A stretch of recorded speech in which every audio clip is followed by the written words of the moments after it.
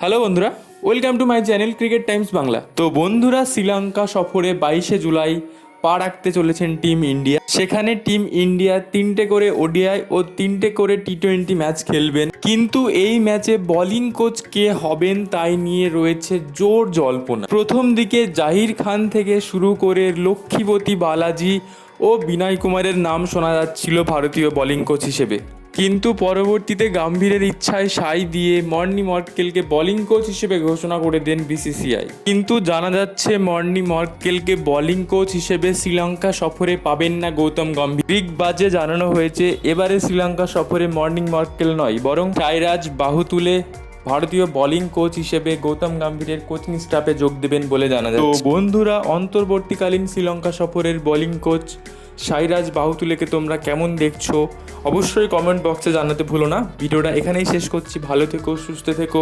ধন্যবাদ।